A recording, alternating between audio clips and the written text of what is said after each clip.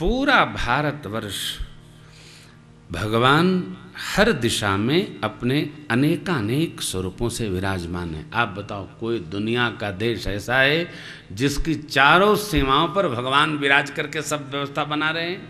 कौन देश है भाई? न जाने क्या क्या लोग अवलोप करते रहते। भगवान हमारे भारत भूमि में भक्तों को दर्शन देने के लिए वहीं वहीं पहुंच जाते हैं। तुम नहीं आते, मैं ही आ रहा हूं भैया, वेट करो, मैं आता हूं। चतुर्दिक विराजमान है। मेरे ठाकुर ऋषि गणों के आनंद के लिए कथा श्रवण कर रहे हैं। अरे ये भी लिखा है, भक्ति है तु बहु कथा कहे विप्र यद्यपि प्रभु जाना। कथा जानते हुए कथा सुनना ये भक्ति का स्वभाव है। हमको तो छोटे बच्चे भी कथा सुनाते हैं ना, तो हम बड़े प्यार से सुनते हैं, हमको बहुत अच्छा लगता है। बहुत सांस ले ले सुनाते हैं। आप सुना दीजिए एक बार, वो सुनाएंगे 3 बार, भूलता नहीं। लेकिन कब सुनाएंगे? जब आप सुनाएंगे। परिवार में बच्चों को कथा सुनाएंगे, वातावरण बनाएंगे, तब न बच्चे कथा सुनाएंगे। कथा सुनने सुनाने से संस्कार सिद्ध हो जाता है। अच्छा, आप में से जितने लोग यहाँ बैठे हैं, कोई करोड़पति है, कोई लाखपति है, कोई कौन पति कहे, अरबपति है। लेकिन आप जरा बुरा न मानिएगा, आप बताओ, क्या आप में से कोई भी चक्रवर्ती जी जैसा है क्या? आप में से कोई चक्रवर्ती जी महाराज जैसा है क्या? जितने लोग बैठे हैं, कोई चक्रवर्ती जैसा है क्या जिसके जाने पर इंद्र भी आधा सिंहासन खाली करता? नहीं है। लेकिन चक्रवर्ती जी भी अपने घर में साधु संतों को बुलाकर वेद पुराण की कथा करवाते थे। परिणाम, वेद पुराण सुनहि मन लाई, राम जी आप कहीं अनुजन समूझा। घर में वेद पुराण की कथा जब हम सुनेंगे बुलाकर आचार्य गणों को, ब्राह्मण देवता को, अरे महाराज थोड़ा सा कथा सुनाओ।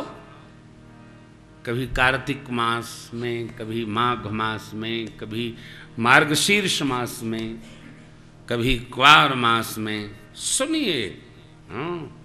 नहीं, आदमी दुर्गा सप्तशती का पाठ भी करवाता है तो पंडिये जी सुनत हैं और दुर्गा जी सुनत हैं। आदमी गृहस्थ सुनता नहीं। आप कर लो महाराज, आप कर लो, घी वो ले लो, आप कर लो। आप कर लेते हैं महाराज, कर देते हैं। जब तक हम सुनेंगे नहीं, तब तक हम गुनेंगे नहीं, गुनेंगे नहीं तो चुनेंगे नहीं, चुनेंगे नहीं तो बनेगा नहीं। कथा स्वयं सुननी पड़ेगी साहब, पुराण की कथा स्वयं सुननी पड़ेगी। अरे और कथा तो छोड़ दीजिए। देखो भाई, कोई बुरा नहीं लगाएगा, यहाँ प्रेम भूषण नहीं है, यहाँ कथावाचक है। बद्री विशाल जी को सुना रहे हैं, प्रकारांतर से आप भी सुन रहे हैं। हमारे व्यवहार में ये बात आएगी, तब हमारी पीढ़ियां संस्कार में आएंगी। संस्कार में आने के लिए सदग्रंथों के आश्रम में बहना पड़ेगा हमको, तब आनंद बरसेगा। अपनी भक्ति है तो बहु कथा कहे विप्र यद्यपि प्रभु जाना। एक दिन की घटना है, जनकपुर से संदेशा आया, गुरु विश्वामित्र जी हमारी बिटिया के स्वयंवर में आशीर्वाद देने पधारे। तो गुरु विश्वामित्र जी ने राम जी से कहा, राम जी, जनकपुर से ऐसा ऐसा संदेशा आया है, वहां धनुष यज्ञ रखा गया है, चलेंगे? जो गुरु आज्ञा। बस धनुष यज्ञ सुनी रघुकुल नाथा, हर्षि चले मुनिवर के साथ। धनुष यज्ञ सुनी रघुकुल नाथा हरषि चलिए मुनिवर के साथा। आश्रम एक दिख मग माही खग मृग जीव जंतु तह नाही। आश्रम एक दिख मग माही खग मृग जीव जंतु तह नाही। पूछा मुनि शिला प्रभु देखी सकल कथा मुनि का अभिषेकी। पूछा मुनि शिला प्रभु देखी सकल कथा मुनि का अभिषेकी। धनुष यज्ञ है सुनकर भगवान चल पड़े। क्या यज्ञ है? स्वयंवर में धनुष रखा गया है, जो तोड़ेगा उससे महाराज जनक जी की बिटिया रानी का ब्याह होगा। स्वयंवर है, लेकिन कैसे? वीरत्व के परीक्षणोपरांत वीरता का परीक्षण होगा। जो श्रेष्ठ वीर होगा वो तोड़ेगा। आदमी को काम उतना ही ठानना चाहिए जिसको वो कर सके, नहीं तो नहीं ठानना चाहिए। कौन कार्य किसके करने से होगा ये हमारे ऋषि लोग जानते हैं। श्रेष्ठ व्यक्ति जानता है कि हम ये जो काम कह रहे हैं ये होगा कि नहीं होगा, समझते हैं। वस्तुतः गुरु वशिष्ठ जी और विश्वामित्र जी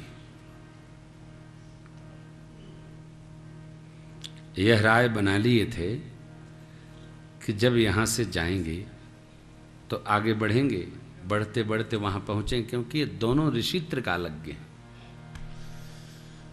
देखिए, किसी भी तपस्वी महापुरुष को आदमी का जब अभिमान होता है ना, देखिए, जन का बढ़ना ठीक, धन का बढ़ना ठीक, मन का बढ़ना ठीक नहीं।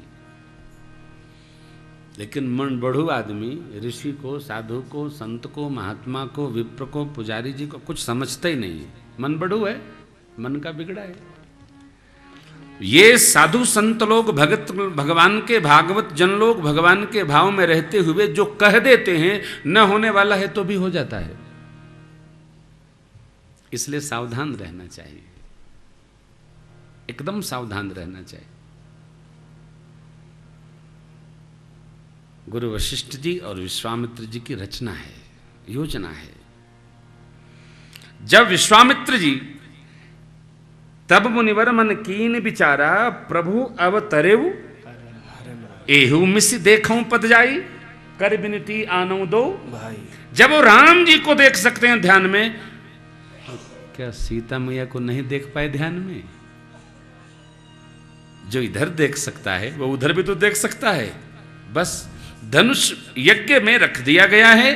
कौन तोड़ेगा? यह तोड़ेंगे। निमित्त कौन बना? गुरु विश्वामित्र जी। इसलिए चक्रवर्ती जी महाराज जब मिले हैं मिथिला में विश्वामित्र बाबा से तो कहते हैं, हे देव, ये सारा जो सत्कर्म होने जा रहा है सब आपकी कृपा कटाक्ष का दिव्य प्रभाव है, वरना हमारे तो कैसे आते हैं बच्चे। ये साधु के साथ, ऋषि के साथ, मुनि के साथ, तपस्वी के साथ आप किसी स्थिति किसी तरह लग जाओगे भाई, कल्याण होगा। लेकिन आदमी समझदार नहीं है, चतुर है। हाँ, बहुत एकदम कमला भैया की तरह बुद्धिमान आदमी है साहब, समझता है।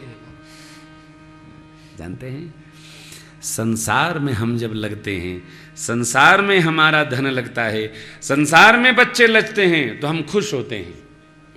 कदाचित आपके नहीं, हमारे किसी के परिवार में कोई बच्चा भगवान में लग जाए तो ओझा, सोखा बाबा, बरम बाबा, डिह बाबा, काली मैया, हठी मैया सब झड़वाना शुरू करते हैं। पूजा बहुत करता है, कहीं साधु तो नहीं हो जाएगा। कोई साधु होता है? साधु होता नहीं है, साधु वो बना के भेजते हैं। साधु बनाए नहीं जाते।